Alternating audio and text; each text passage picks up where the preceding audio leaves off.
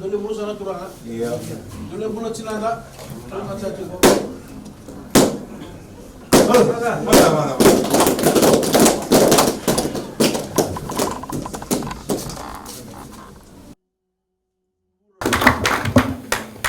Bulavinaka. Good evening to all of you. I know Minister Osamate, he's looking very happy. He's back in his hometown. For me, this is my first visit to Wakanisila. And you know that we were planning this visit before COVID came in. This visit was already planned. Unfortunately, because of COVID-19, we had to shelf it. We had to simply say to ourselves that we cannot come to Wakanisila. But Wakanisila has been on our list for quite some time.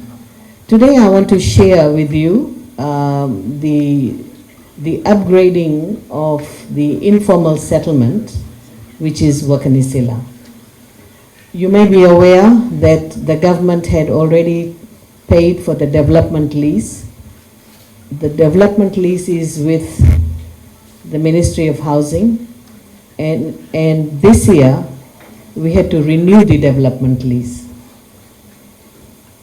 If you are interested in knowing where are we in terms of developing Wakanisila, or how far are you from getting your 99-year lease so that you become the title holder of this land,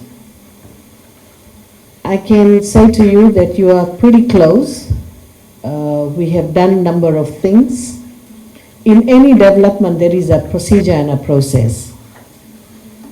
For example, when we take over the land and the land is given to us under development lease, we conduct a socio-economic survey. We want to identify who are the residents of Wakanisila. We normally put house numbers. This is to identify the residents at the point where the development lease was acquired, and for us to understand that you are the original residents of this particular area. So that is our first step, which we succeeded. Then the second step is to undertake a topography of the place, to know more about the land itself. So the topography was done. We had hired a consultant. The consultant who's looking after this area is Luveniali Consultants. You may have met, or is he here? I'm not sure. But Luveniali Consultant is the one who is working on Wakanisila. We have completed the scheme plan. The scheme plan is already approved by Town and Country Planning. And then we have also undertaken EIA, because Environment Impact Assessment is important. For Environment Impact Assessment, it's not just the report that we have to do, but we also have to pay the bond. So we had to get the clearance so that we don't have to pay the bond, because if you're going to pay the bond, it simply means that we'll be short of money to do the real construction work. So we've got a waiver, and the engineering plan for this area is already being undertaken by the consultant. We are anticipating that by end of this month, which is next week, we should be able to get the engineering plans. Engineering plan is extremely important, because engineering plan will decide exactly where the road will be, where the footpath will be, where the drain will be, the sewer line, the street lights, and all that. So it's very important, because at the end of the development, generally what we prefer is handing over the road to FRA and all the sewer connection to Water Authority of Fiji and so forth. That is the intention of my ministry. So we are almost on the verge of finishing the engineering plans, and once that is completed, then the next step is to award the tender for the construction company. So that's when the contractor will come in and start working on the ground. So that's how close you are. You're almost there. Now, some of you may be saying to yourself that why is this development taking so long? I can tell you one thing, count yourself lucky. There are 250 other informal settlements. Every year, the government decides, based on the budget that we have, how many settlements will be under construction, how many settlements will be under the preparatory phase. Preparatory phase here means starting from topography to scheme plan to engineering plan. These are the preparatory phase. In your case, the preparatory phase is over. Now we are at the construction phase. Now for each and every development that we undertake, like for Wakanisila, it's going to cost the government $4.5 million. Right? So what we normally do, we know for sure that when the government decides that, okay, we're going to develop an area, the first thing we do is we work out the budget and we say, all right, for the next 2 years, we will be doing the scheme plan, the engineering plan, we have to pay the consultant.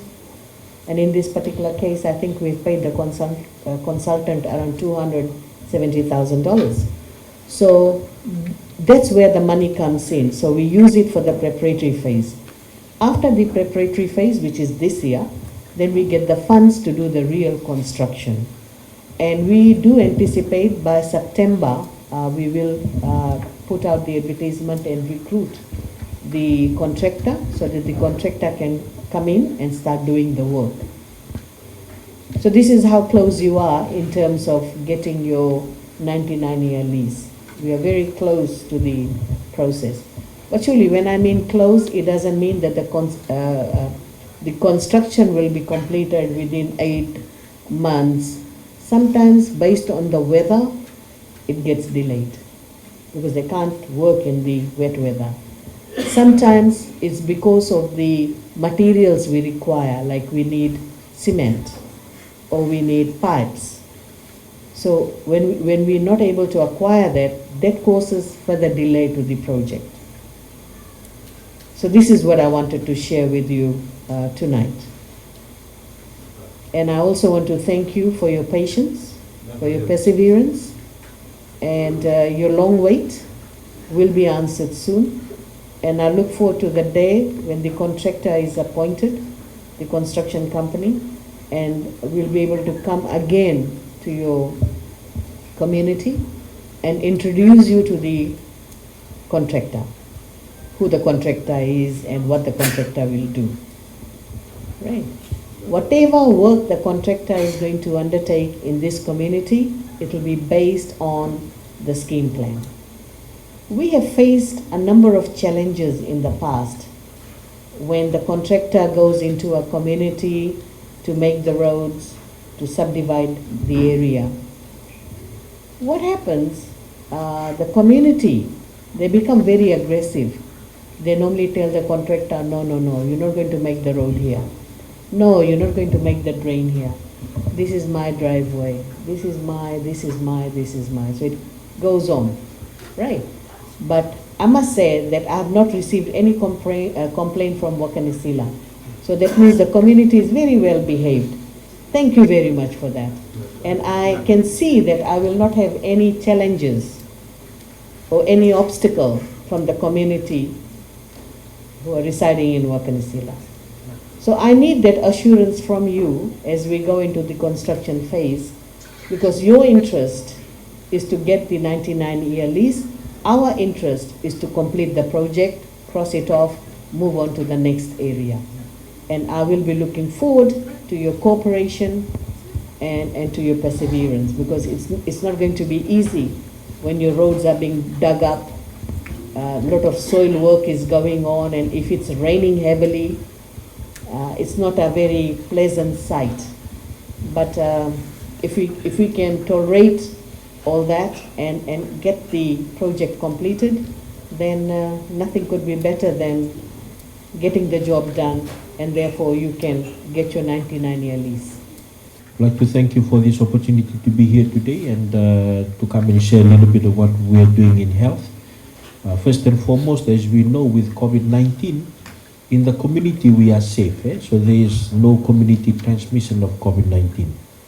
We have 9 Fiji citizens who have come back who had COVID-19 at the quarantine facility.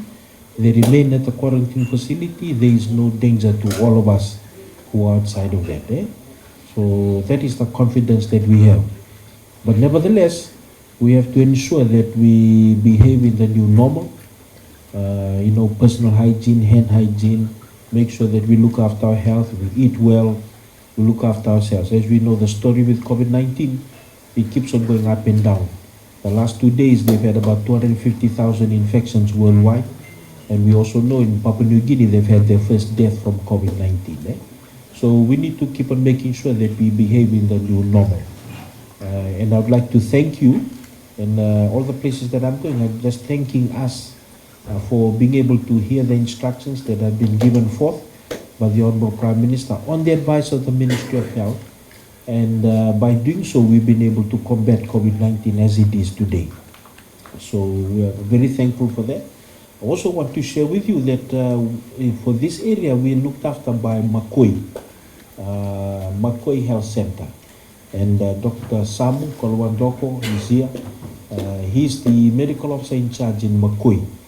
In Makoi, we have quite a few doctors. And you also would have known that in Makoi, we now open until 10 o'clock at night. So before, about 10 years ago, when Banabai Health Center was opened, initially it was 8 to 4. Now it's opening till 10 o'clock. We intend to next year to go all the way to 12. And we are hopeful, if not next year, the year after, then to go to 24 hours. So that there's availability for us around this area. If we need to go to Makoi, that is the availability that we have. Also in Valilevu, as we all know, Valilevu is 24 hours. And beginning this month, we've already now, the emergency department specialists at CWM that look after the emergency department, they're now based out of Valilevu and Nosori. So they are based out of Valilevu and Nosori. We all know Dr. Chwane, he's one of them. So his department is now looking after the emergency department in Valilevu and Nosori. Very simply, because if somebody, for example, has a heart attack, has very shortness of breath from asthma, like before, we'll rush to Valilevu, then rush all the way to Suva. Now we don't have to go like that anymore. We'll just go to Valilevu, or if they're on that side, Nakasi side, they can just go to Nosori, and they're looked after by the emergency department, apart from what we're doing here. We're also pushing out our services. We started with that quite a few years ago. More importantly now in the COVID environment, we're pushing out our services. So we have specialists from CWM that are doing regular clinics in Makoi, weekly clinics. So the specialists in blood pressure, the specialists in the surgical specialists, the specialists in children. And as we all know, in this area, we have the Makoi maternity unit. That's for our pregnant mothers and also for delivering babies. Initially, when we started with the Makoi maternity unit, we used to have less moms go through, but now we're getting more and more uptake, meaning that the ability of the unit to be able to receive Fijians from this area is increasing more and more. We have very senior midwives that we employ at Makoi, but also the team based in Suva, the obstetrics and gynecology unit, the maternity unit in CWM, is actually now running the Makoi maternity unit and also running the Nosori maternity unit. So essentially what I'm trying to share with us today is that the services in the Makoi are very similar to the services that you will receive in CWM in many areas. And we will continue to work, and that is what the government, especially the Honorable Prime Minister, keeps on pushing, the idea that we leave no one behind, we reach the unreached. So we're going to continue to make sure that Makoi continues to improve in the services that it provides. And we will continue to support Makoi. And in the budget that's been prepared by government for the next financial year, there's opportunities to keep on improving the Makoi Medical Center that looks after our place. The next thing that I want to share is you may have seen at the back that we had Dr. Rewin and the nurses at the back.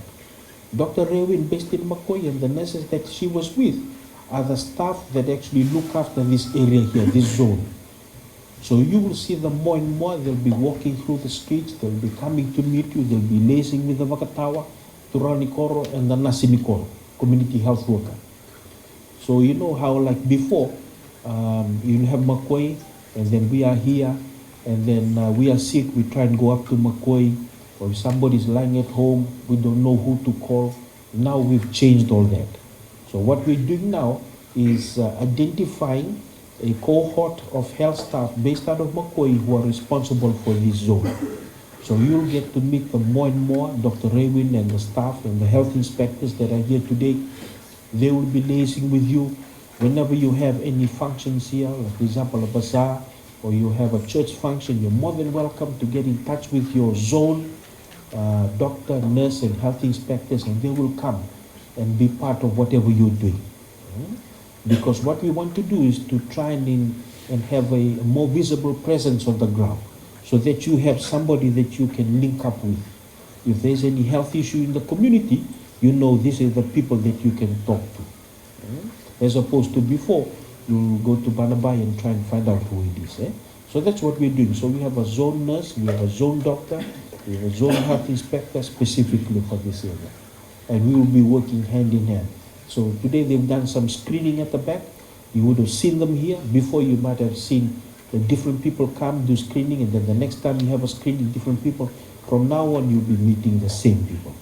And also when you go up for clinic, for those of you who may have non-communicable diseases like high blood pressure, stroke, and also problems with your lungs, when you go up for clinic in Makoi, you'll be going, what Dr. Samu has done is, he is now allocated it by zone. So before it used to be based on disease. Only the blood pressure goes on this day, only the diabetes goes on this day for specialist outpatient clinic. Now they've changed it. So it's based on the zone. So for example, in this community, there's like for example 10 of us who may have high blood pressure. We will be allocated a day in a month where we will be going to Makoi and we'll be meeting Dr. Raywin and the nurse who looks after our zone. So we're trying to personalize that so that we can be part and parcel of your community, so that you know us very well and we know you very well, and we working hand in hand, we will try to improve health. We know that in places where they do this works. And we also know that this is a great opportunity given that we are moving forward with the subdivision that's happening. So there's an opportunity for us to actually do it. And the last thing is because we have more staff. We couldn't do this before because we didn't have enough staff. So about 7 years ago, there was only 400 doctors. Now there's nearly 900 doctors. Because we have more doctors, we have more nurses, we can be able to do this. So you're more than welcome. Whenever you have something, you have a meeting over here, you have a community function, a church function, you get in touch with our Makoi team, Dr. Raywin, Dr. Sambu, so that your the doctors and the nurses allocated to here, they can come and talk to us or maybe provide screening if that's available.